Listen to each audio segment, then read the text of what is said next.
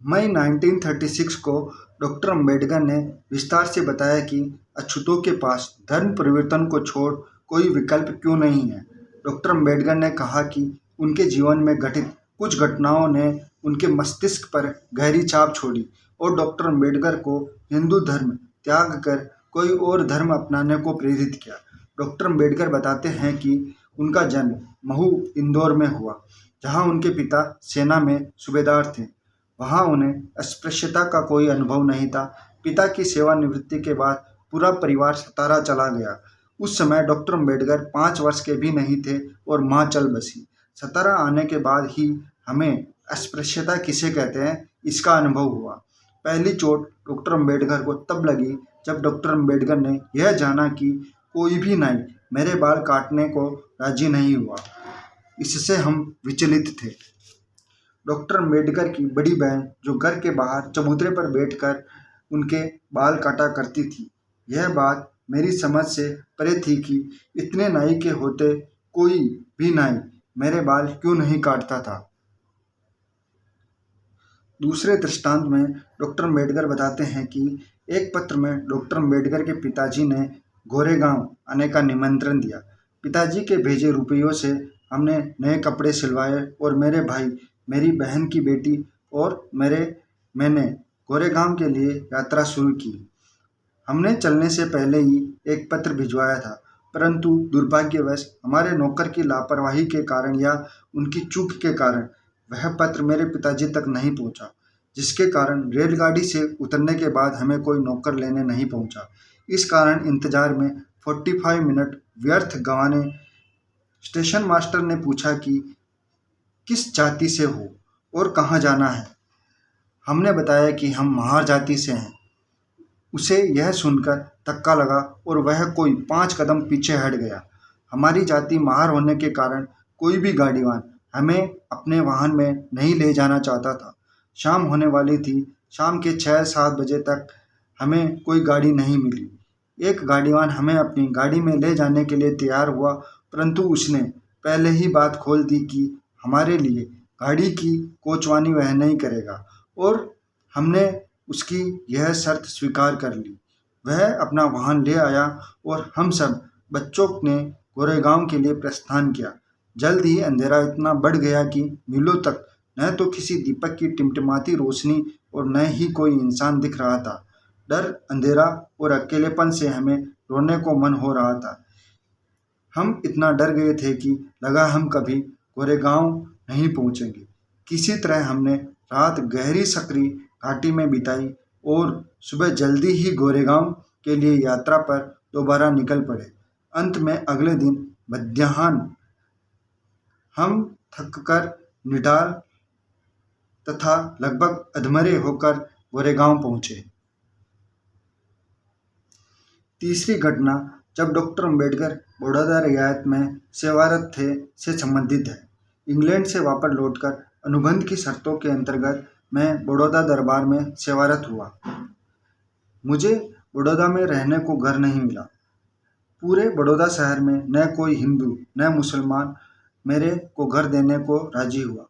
किसी भी मोहल्ले में जगह न पाने से हताश होकर मैंने पारसी धर्मशाला में आवास पाने का निर्णय लिया।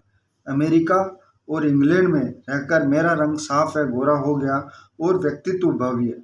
मैंने अपना फर्जी नाम अदलजी सोराबजी रखा और पारसी बनकर एक पारसी धर्मशाला में रहने लगा।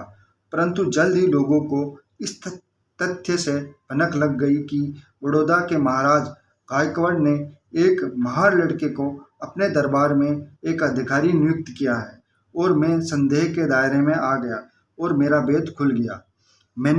मेरे वहाँ रहने के दूसरे दिन ही 15 से 20 पारसी लठेतों की भीड़ ने मुझे टोका और जान से मारने की धमकी देते हुए मुझसे पूछा कि मैं कौन था।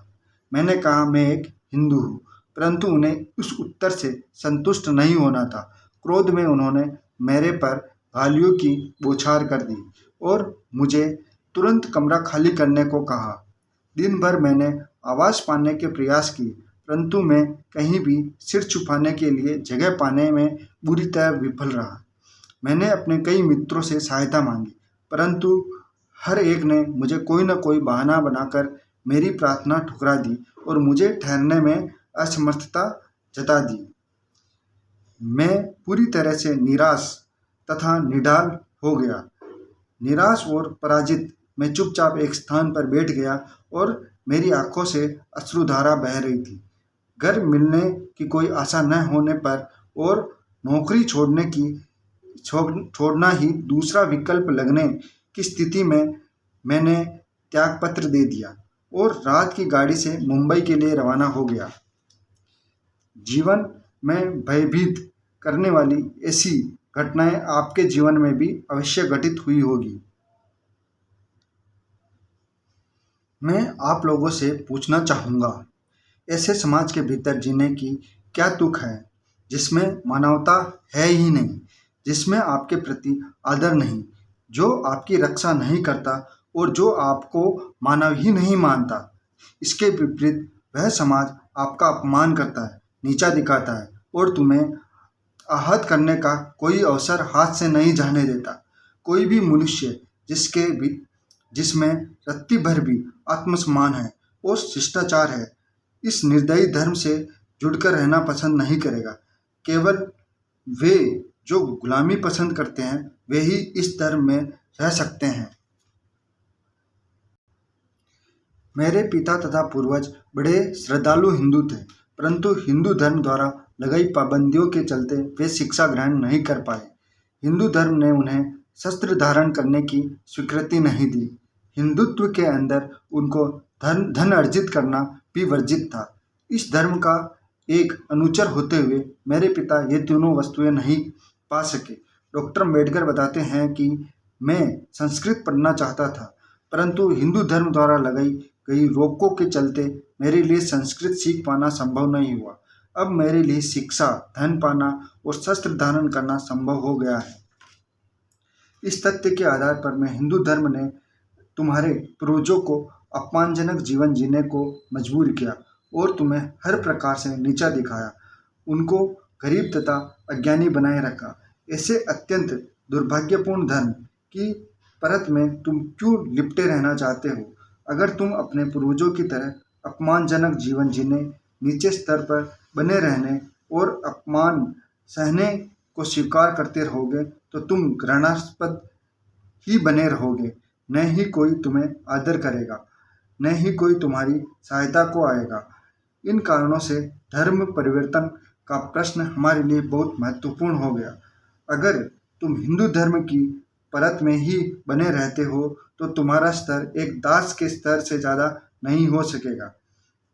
व्यक्तिगत रूप से मेरे लिए कोई प्रतिबंध नहीं है। अगर मैं एक अछूत बना रहूँगा तो भी मैं किसी सवर्ण हिंदू के बराबर स्तर प्राप्त कर सकता हूँ। इस प्रकार मैं हिंदू बना रहूँ या नहीं, इससे मेरे स्वास्थ्य पर इसका कोई दुष्प्रभाव नहीं पड़ता। मैं एक उच्च न्यायालय का न्यायमूर्ति या विधायिका या विधान परिषद का सदस्य या एक मंत्री बन सकता हूँ, परंतु आपकी मुक्ति और उन्नति के लिए धर्म परिवर्तन मुझे अति आवश्यक लगता है। प्रतिष्ठा से घिराए हुए तथा निर्लज जीवन को बदलकर स्वर्णिम जीवन और भविष्य बनाने के लिए धर्म परिवर्तन नितांत आवश्यक है। आपका भाग्य सुधारने के लिए मुझे धर्म परिवर्तन प्रक्रिया आरंभ करनी होगी। जो कुछ भी मैं आज के दिन कर रहा हूँ उससे आपका सबका हित व प्रयोजन निहित है। मैंने आपको इस निराश व अपमानजनक व्यवस्था से छुटकारा दिलाने का निर्णय लिया है। आपके उत्थान और आपके जीवन को उपयोगी तथा उद्देश्यपूर्ण बनाने के लिए मैं संघर्षरत रहूँगा। आपको अपना उत्तरदायित्व समझना अति आवश्यक है और मेरे दर्शाए मार्ग पर चलें। अगर आप गंभीरता से अनुपालन करेंगे तो लक्ष्य प्राप्त करना कतई कठिन नहीं होगा।